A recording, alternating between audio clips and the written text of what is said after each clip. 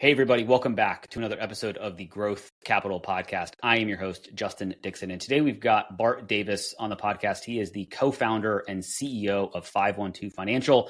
They are an Austin-based financial services firm that recently, over the last 12 months, have done 2 acquisitions. So they not only can help you with your accounting and finance work, they also now have an HR services and a recruitment firm as part of their offering. So pretty interesting episode because we talk a lot about how the acquisitions have gone over the last 12 months, some lessons learned as a new kind of CEO, and kind of what things he wished he would have known kind of before the acquisitions, and some of the things that he actually noticed kind of post-acquisition that maybe he wasn't fully aware of. So if you're learning and trying to do some acquisitions within your own business, I think you'll get a lot out of this episode. So let's get Bart on the pod. Interested in hearing conversations with private equity leaders, CEOs of private equity-backed companies, and startup entrepreneurs where they share their stories about their career journeys, starting, investing in, and scaling successful businesses, and the important role that having the right talent plays in building a successful business, then you are in the right place. Welcome back to another episode of the Growth Capital Podcast. Here's your host, Justin Dixon.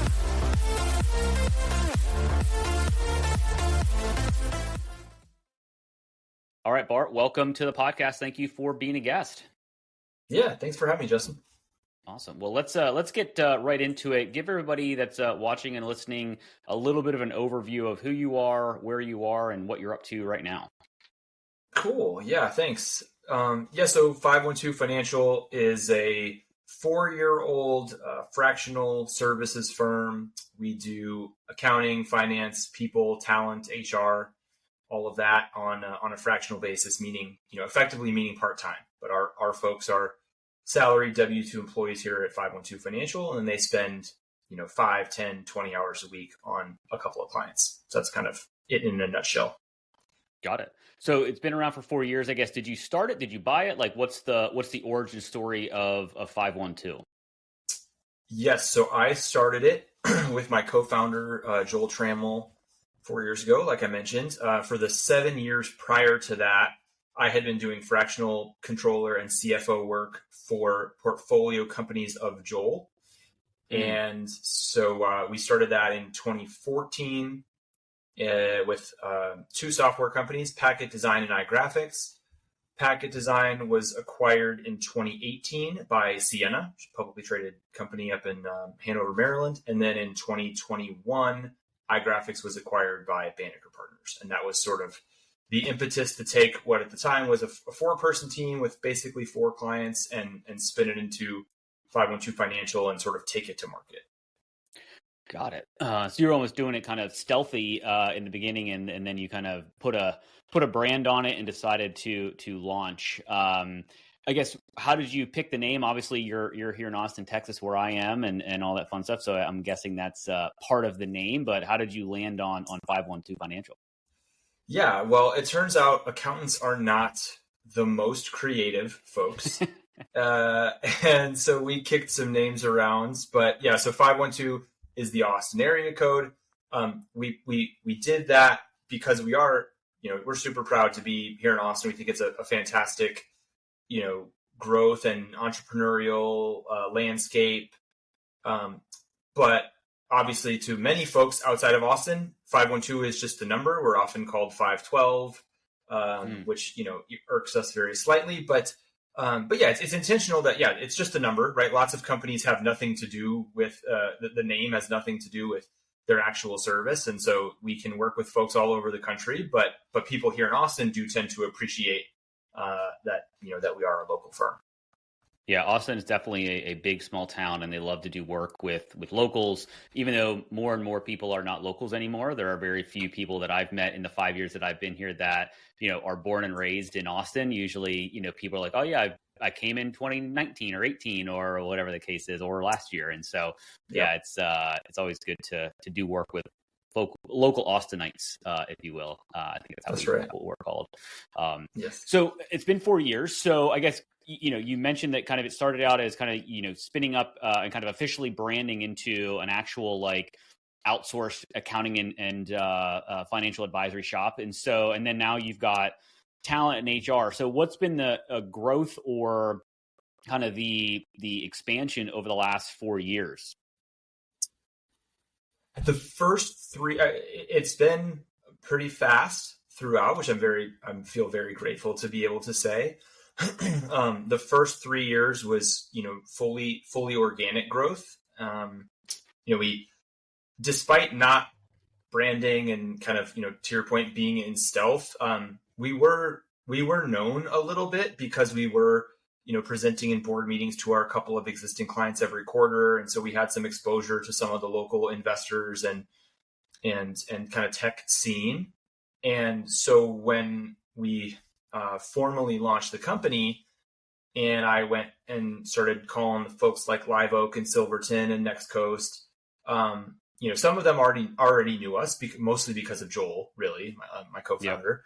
Yep. And others had seen us or seen me specifically, maybe in quarterly board meetings for a while. And so we got out of the gates really hot. I mean, we kind of went from the 4 sort of legacy clients that I referenced to 10 kind of in a week of phone calls, and really just, did our best to keep that momentum while also, of course, keeping the quality of the product and of the service, which I think is always a challenge when you're growing quickly in a services business.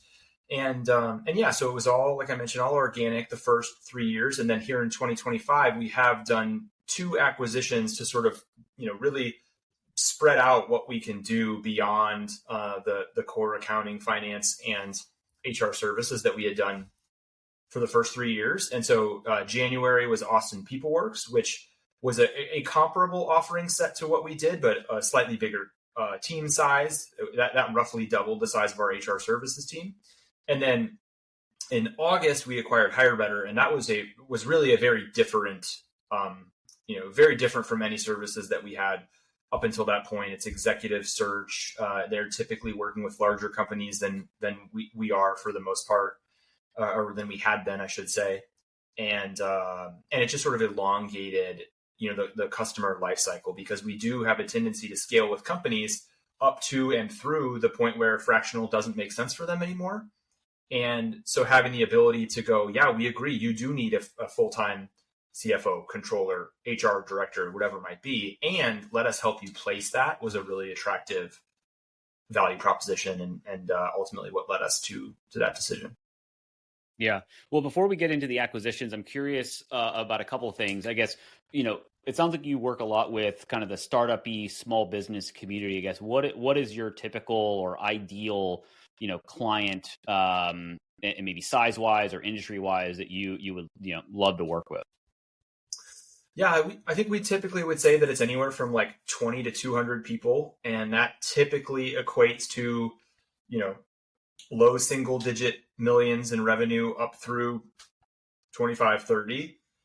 We have gone smaller, we have gone bigger. But, generally, if it's a true startup, they probably are not quite able to fit us into the budget just yet. And if they're north of that, 200 folks or 25 million or whatever it might be, it's probably time for that function to be brought in-house full time. And then as far as industry, we do have a concentration in software and tech and life sciences. That is more a function of who knows us than what we're good at. At this point in time, having hired from, folks of all walks of life, I don't think we're more equipped to handle SaaS than we are other things, but that is still probably, 60-65% of our client base. And yeah, I mean, obviously, and that's a not terrible focus to being in Austin, because there's a ton of SaaS here locally. So that's yes, probably a good thing, but also probably just based on your geography, kind of how it shook out here. That's right.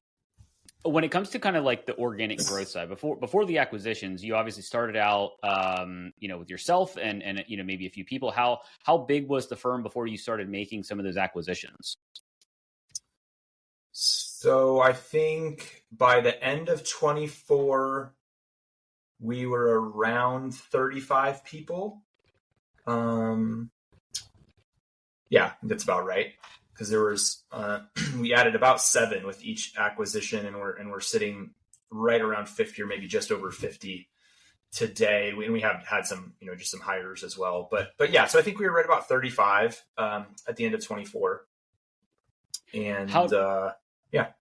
And how does it, I'm always curious about founders and, going from being kind of providing a service to then building a business that provides a service, and you are not necessarily going to be the responsible for execution of said service, being a fractional controller or a fractional CFO. You're going to be hiring people that are going to be providing a service. And obviously, while it's not your name on the wall, it is your name because, you helped start the business and everything like that. So how did that transition go from being, oh yeah, I can be your fractional CFO, to, really selling 512 Financial to to your customers or potential customers, and then having somebody else that you've hired and trained provide that service? I think I'm still learning, honestly, about making that transition. I think there are parts of it that I've done well with and parts of it that I still need to do better.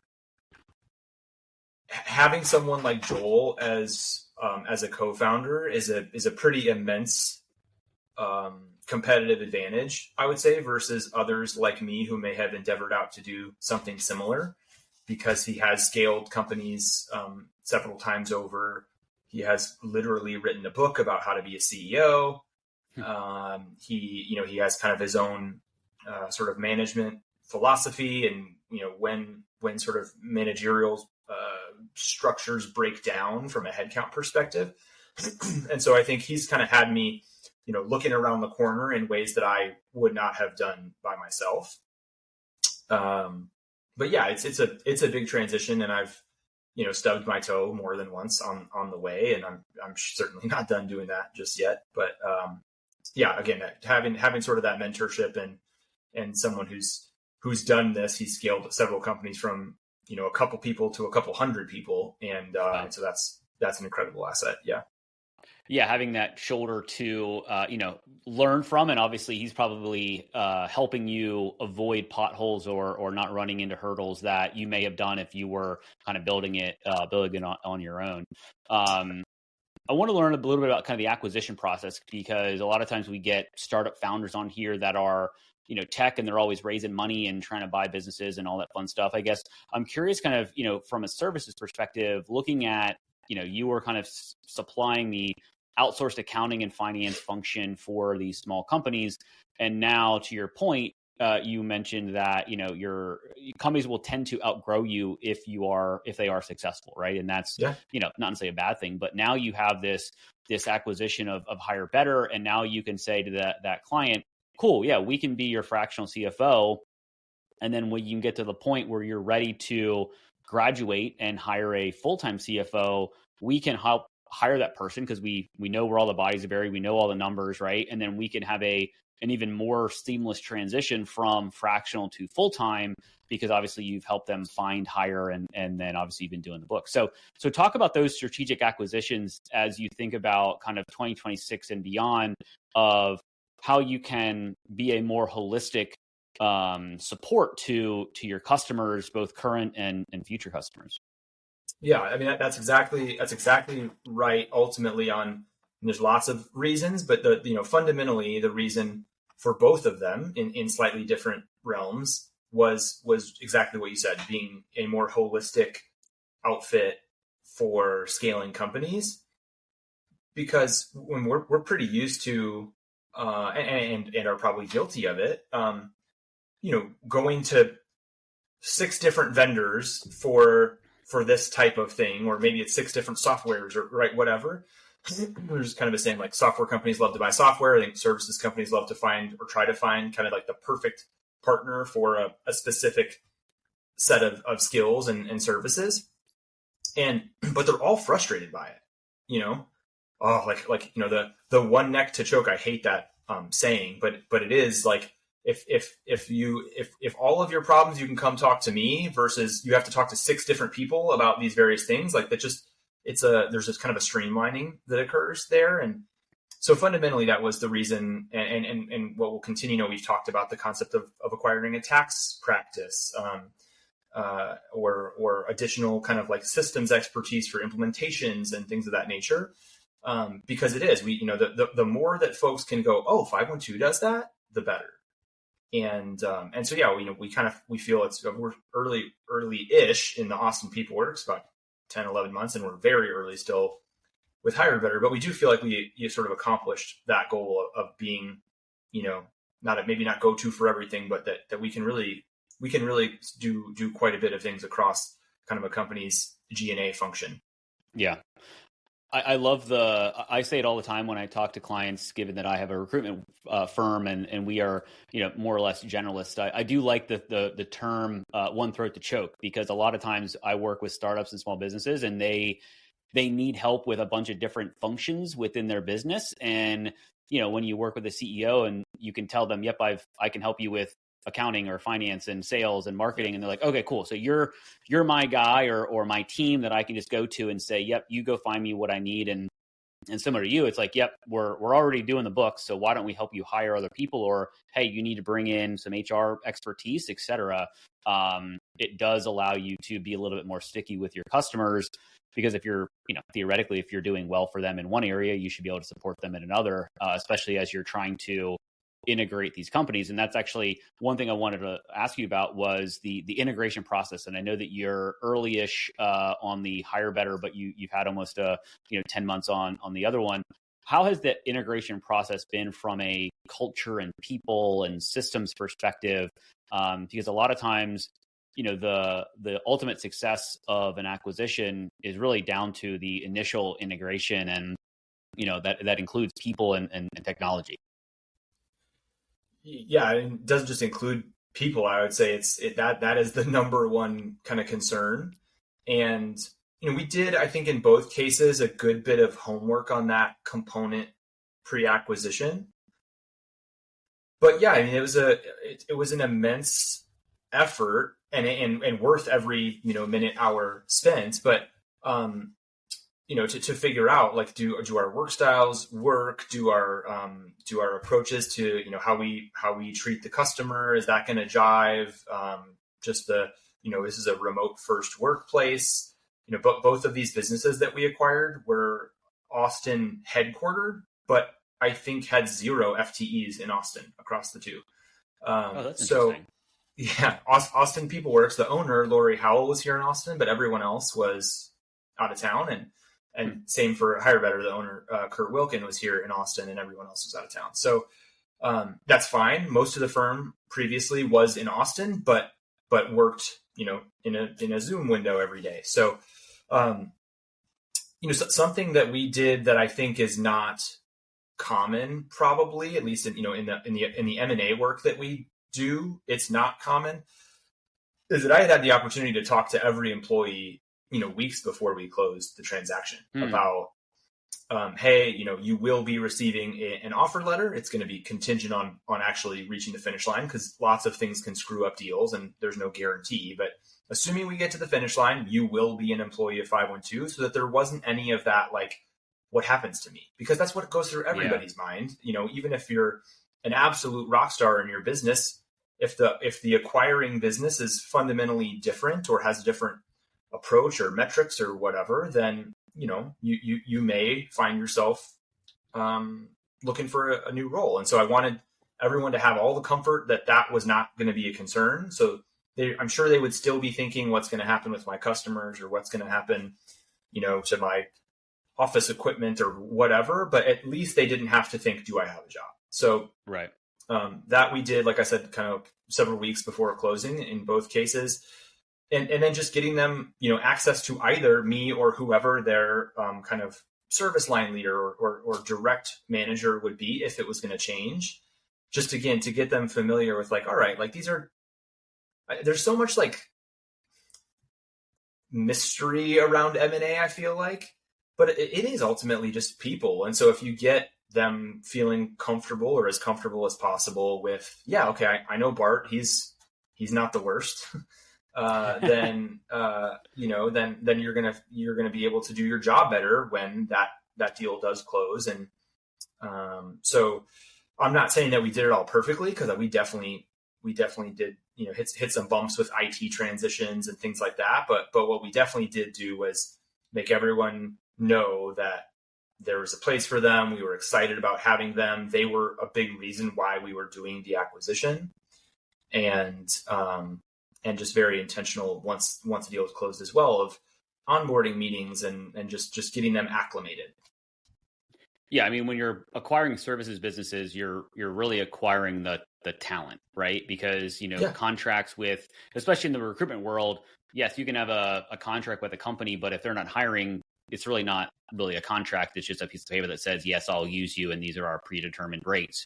And so you've got to bet on the people in the business that are going to be able to, yep, we did X number of revenue last year, and we're on track to do this year. And so you're hoping that by integrating all these services businesses together, 1 + 1 = 10 in this scenario. I'm kind of curious a little bit about the remote first kind of integration, because historically, if you did a deal, you maybe would go meet people in person and have kind of an all hands roundtable kind of thing. How was it kind of trying to integrate now 3 cultures? Because you had, your original 512, you had the HR consulting firm, and now you've got, Hire Better. I guess, how did the integration of those 3, and maybe was it different or similar trying to do Austin PeopleWorks versus doing Hire Better from a culture integration perspective? It was similar, fortunately, and to your point, I think if either of those entities were accustomed to the in-person all hands, or they were in an office, whether it be in Austin or somewhere else, I think that would be harder. Just what we've all been used to doing for the last handful of years. In both entities and in 512, this is a mature workforce. These are seasoned professionals who have been around the block, and in some cases have been through M&A before, and not across the board, but in some cases, and so. Yeah, I don't think that the remote first nature made it any more challenging. And again, I think if a specific entity was used to the opposite, that probably would have been tough, because it just, they might feel like they aren't able to get to know me or people in general without that. But as is, we do quarterly all hands, but virtually, of course, as it is. And I send a monthly video of, here's what happened in the business, and my virtual door is always open. And I do get a lot of, direct questions that way. And so I think we've had good success. I mean, again, the Austin PeopleWorks being a little bit older, it's easier to say this. So we're 10 or 11 months in, and we have not lost a person from, that came over in January. And there's a lot of clients. And so maybe there's been 1 or 2, but we certainly haven't lost any material clients, and I'm not aware of losing any. So yeah, I feel confident in saying that one, again, not that we did everything perfect, but that it has gone well, and that the efforts were well received. And, hopefully 9 months from now, I can say the same thing about it. Yeah. Well, it is interesting. It is probably easier to integrate in a remote first. If everybody's remote first, it's probably easier to integrate than, to your point, having 512 is all in an office, and so they're still doing that culture, or Hire Better is all out in a certain part of the country or whatever, and so it would be very difficult. And now everybody's almost on an equal playing field when it comes to having access to you or other people in the organization. And we're also client focused. Also, that it's like, probably more people at 512 Financial spend time in a client's office than they do in our office. And so, and again, I don't know if with APW or Hire Better that reality was the case, but in both in either case, folks were not relying on FaceTime with employees to get to know each other. Got it. So, I kind of want to pivot a little bit to AI. Everybody's, we're all talking about it. Everybody's implementing it. So being in the kind of accounting and finance world, I'm curious how you at 512 Financial, and this can be across all of the businesses, but I'm curious, how are you leveraging it internally?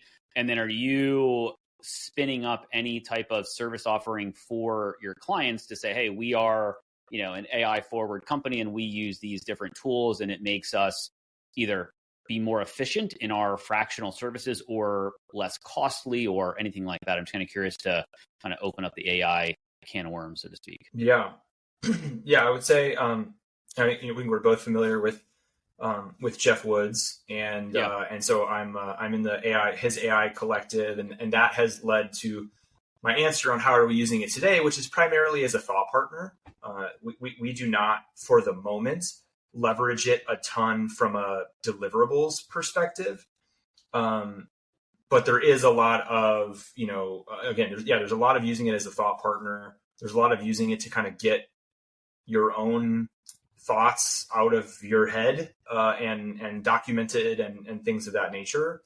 And then simultaneously, we're perpetually evaluating all of the new shiny AI tools that, have the potential to change the way that they will change the way we do business. It's just a matter of when.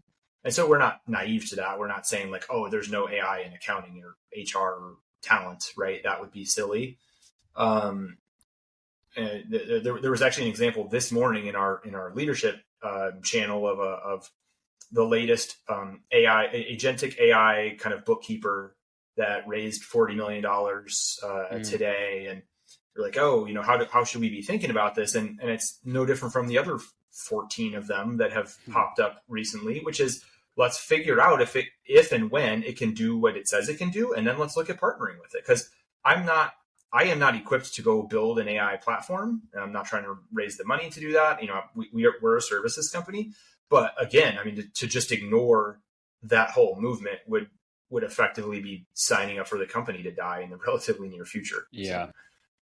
So. Yeah. It's so interesting that we are kind of in the .com boom of AI, right? Every company that has AI either in their name or in their product is raising money and seemingly, kind of bringing new things to light. And obviously in the recruitment world, I've been in this, world 20 years and ever since I started in it, especially when LinkedIn became even, not as big as it obviously is now, but it kind of started on the scene in 06 and 08, like every year it's like, oh, recruiters are going to go away, recruiters are going to die, and we're still here. I do think that AI is going to have a lot bigger impact on the recruitment world, just as it probably will on the accounting and finance world, than anything that's come before. But to your point, it's like, how can you leverage it and use it to your advantage until maybe someday, there's AI bots that replace everybody that does jobs. And then we're all living in this, AI utopia that people talk about. I don't know about that, but yeah, so the interesting thing too, that it's gonna take a while. I say a while, probably a couple of years, but right now there's this thing of, well, why should I hire someone for whatever the number is, $100,000 when I could pay a bot, $1,000 a month to do it. Yeah. And okay, fine. But, to your point about all these, anything with an AI in the name, raising all this money, they have no pressure to do what they're doing profitably right now. But just like we saw happen with software, like that does not last forever. And these things require substantial spend from a compute perspective. And so just because something is way cheaper to hire a bot right now does not mean that will be the case 3 or 4 or 5 years from now. And so it's going to be really interesting to see, as software development and bookkeeping and recruiting and whatever get replaced for this cheaper AI that, again, there's just no way it will stay. Maybe it'll still be cheaper, but not that much cheaper. Or just supply and demand, maybe it'll be more expensive than hiring that person. And so I think that's going to be a really interesting thing to watch over, again, maybe, 2 to 5 years, let's say. Yeah, it's definitely one of those, and I'm sure Jeff would agree. It's like leverage it and learn as much as you can, because you don't want to be the person that just sticks their head in the sand and, is like, wow, it's not going to do anything. I don't need to worry about it, because then you'll wake up one day and you will be out of a job and you'll be so far behind from an AI education perspective that you won't be able to catch up. So I guess as you think about kind of, we're recording this podcast in mid November 2025. So if you're kind of thinking about next year, like what are some things that you're seeing, whether it's with your clients in the M&A world, because obviously you support a lot of startups and sounds like you work a lot with kind of the private equity world. Are you thinking that 2025 from a startup-y acquisition world is going to be better or worse than 2020? Is 2026 going to be better than 2025? Yeah, it's also going to be really interesting. I mean, I think that when Trump was elected, and I will not delve into politics, but just kind of what people expected from sort of a pro-business, president and administration is like, oh man, 2025 is going to be a great year economically, I think was kind of maybe not the consensus, but a lot of people felt that way. And, it's not been atrocious, but it's not been what I think a lot of people expected it to be. And I'm starting to hear now like, oh, well, but 2026 is going to be, a really strong. And I just, I do think there's a ton of capital that's been sitting on the sidelines, and there are LPs who, want a return and want their money to be invested. But I don't think some of the uncertainty that has been the reason that things haven't kind of boomed the way that some folks thought 25 would, I don't feel like that's going away. So it's going to be really interesting. I would like to think there will be more M&A activity and higher valuations, but I haven't seen anything other than hope that is telling me that that's what's going to happen. Yeah, I was at an M&A conference. There was a golf tournament. It was January 20th of this year, so inauguration day, and that was a very excited group of folks at the golf tournament talking about just what you said. Like 2025 is going to be this boom year for M&A because it's been so pent up over the last few years, and that obviously just didn't happen. And so it's going to be interesting to see what the first few months of the year look like. I'm going to the same conference again this coming year, so I'll be very curious to see what the sentiment's like in the room there. But yeah, to your point, there is a lot of pent up demand. A lot of LPs are like, hey, I need the money out so I can go do something else with it. And there's also a lot of private equity groups that have deals on their books that they probably would have normally sold because they're maybe 6, 7, 8 years old. So there's capital, but there's also deals that need to be done essentially. So we shall see.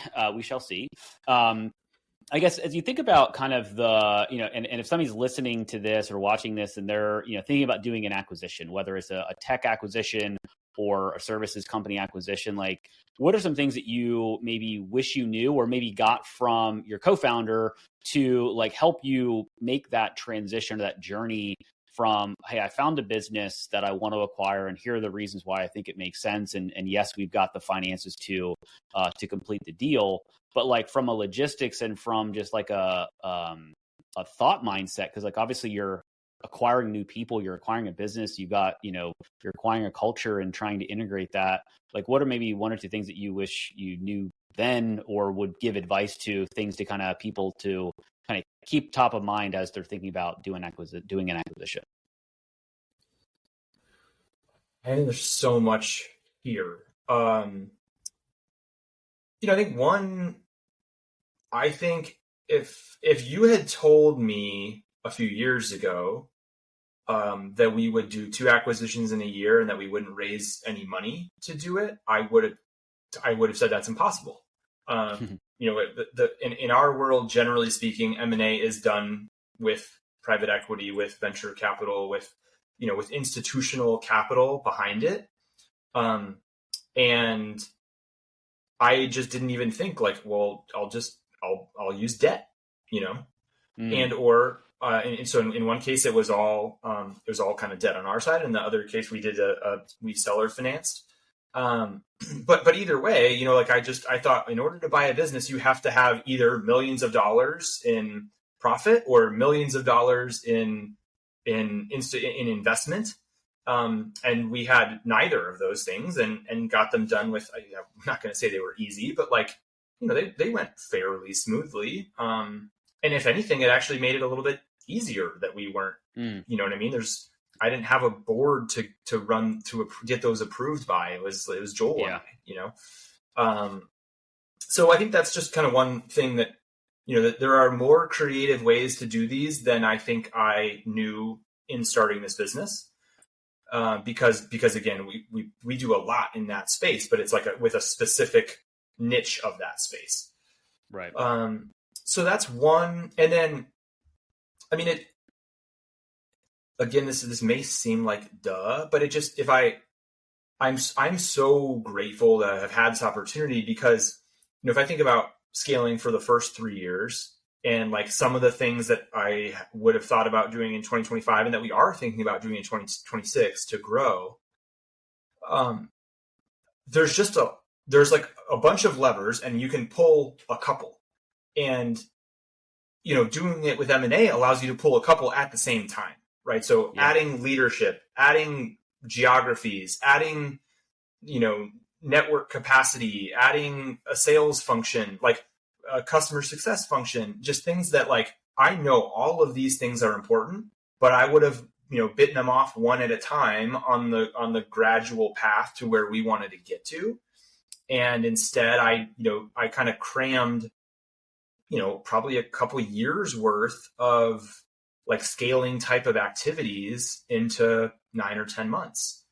And so again, like that, like you can grow faster with M&A than with, but it just I don't think I kind of realized like the delta in the scale and the ability to do that. And if we execute on it right, now actually our ability to grow organically is also much greater now that we have that capacity from a leadership and a go-to-market perspective. And so it's kind of like it also like one feeds the other is another thing that maybe I just didn't hadn't been on this side of the acquisitions. And so I hadn't just thought of it through those lenses. Well, and we already talked about this a little bit, but like you now have the ability to cross-sell, upsell, get more revenue from one client. So you're not always trying to chase the next client. It's like, okay, cool. This accounting client that we've been working with for the last 2 years, now they're at, they've hit that $20 million mark, and they're like, we kind of need, you're getting too expensive. So it's like, let's hire a full-time person. Like, cool. Now we just flip you over to our other business unit, and we still generate revenue from that customer. It's just in a different way. And then, oh, by the way, they need an HR thing. And so it just becomes this, this circle. And then obviously if you add different services onto it. Someone used this term the other day that, again, like this is what we were doing, but I hadn't framed it or phrased it this way. But it really, especially with the executive search side, it's monetizing churn. Like churn, right? Every business has churn. It is part of the nature of business. Sometimes it's because you didn't do a great job. Sometimes, in our case, a lot of the time, it's actually that we did well, but that is what leads them to being of the maturity that they don't need us anymore. And so that, generally we have to go find new clients to make up for that churn. And this is a way to monetize it, sort of live, so to speak. So I like that term. I'm going to have to remember that. That's awesome. Well, cool. So I guess let's talk about the next kind of 12 months. So, if we jumped on a podcast, next November, like what are 1, 2, 3 things you're really trying to drive in the next 12 months? Or are you trying to do more acquisitions, but like, or just kind of more stabilize and grow organically? Like, what's that look like for you? We're interested in additional M&A activity. I referenced a tax firm earlier. It would be one. We don't have any specific targets right now other than just sort of thematically what we'd be interested in. Yep. But so I think the focus is getting all of this newfound capacity that we have from a leadership and go-to-market and all of that and scaling organically. We're in the early throes of a brand refresh that will kind of come out probably in mid to late Q1, kind of integrating all the marketing collateral, because right now it's still pretty piecemeal. We have a fractional CMO for now who will be joining us part-time when that brand refresh finishes. And so really looking forward to building a more predictable, pipeline and sales engine. We have quarters that are incredible, but we never really know when they're going to come because it's based on referrals and it's based on when needs pop up. And so I hope and expect to continue to have that sort of activity, but then, combined with again, a bit of a more predictable funnel that goes if those referrals or if the random needs don't occur, we still have this sort of base that's going to come from these efforts. Yeah. So I'd say that's kind of what we're primarily focused on. And then again, we'll be opportunistic and it wouldn't shock me if we do another deal or maybe 2 in 2026. Very cool. So it sounds like you won't be very busy in 2026 with a brand refresh. I'm going to take a half year off. Yeah. That's right. You're going to go travel for 6 months and all that. So Very cool. Well, this has been an awesome kind of conversation, just learning about your journey from, kind of being a fractional and then buying a business or starting a business and then doing some acquisitions. So I really appreciate you kind of sharing that. I do want to end the episode with a 3-pack of questions that I ask every guest. So first question here is, what's a book or podcast that you would recommend that maybe you found helpful or influential? I got two books.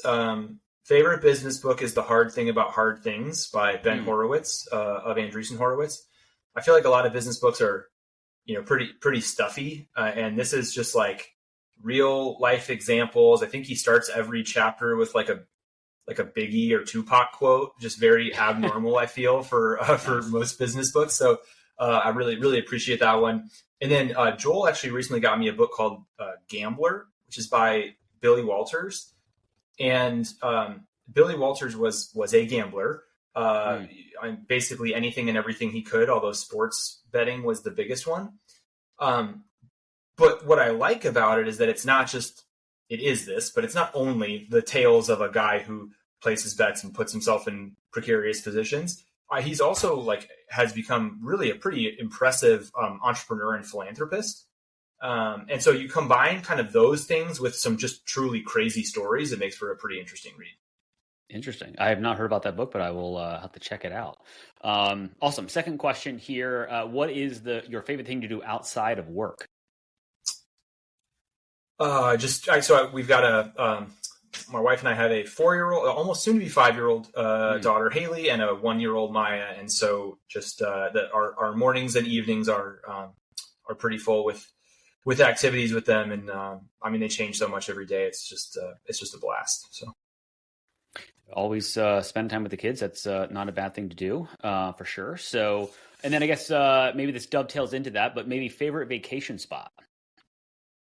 Yeah, I will have to go Tamarindo, Costa Rica.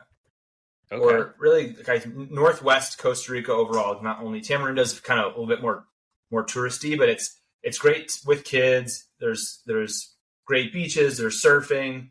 I'm a kind of a bird watching nerd, and so Costa Rica is a fantastic place for that. Great food, and then just beautiful surroundings outside of the city as well. So we've been there 3 times. Interesting. People have been talking about Costa Rica pretty much ever since we've moved to Austin, and we have not been yet. But I have heard of Tamarindo, so I may have to pick your brain about that off air, essentially. Absolutely. So. Awesome. Well, Bart, if people want to reach out to you, learn more about 512 Financial, learn about how you've done these acquisitions and all that, what's the best way to connect with you? I'm pretty active on LinkedIn, so you can certainly find me there. Or my email is bart.davis@512financial.com. So either of those work, and awesome. Always happy to connect with folks. Perfect. Yeah, we will put a lot of that, all those links in the show notes, so people have easy access to that. So, Bart, man, really appreciate you jumping on and being sharing your story. It's been a lot of fun. Yeah, Justin. Again, like I said, I appreciate it. It's always good to chat, and appreciate the time. I hope you found at least one actionable insight from this episode of the Growth Capital Podcast, your one-stop shop for insights from private equity leaders, CEOs, and startup entrepreneurs on starting, investing in, and scaling successful businesses, as well as the role having the right talent plays in growing a successful business. It would be greatly appreciated if you would rate and review this podcast. And if you're watching on YouTube, please like and subscribe and drop us a comment so we can expand the audience of this podcast. Thank you for all your support, and don't forget about upcoming episodes dropping every Tuesday.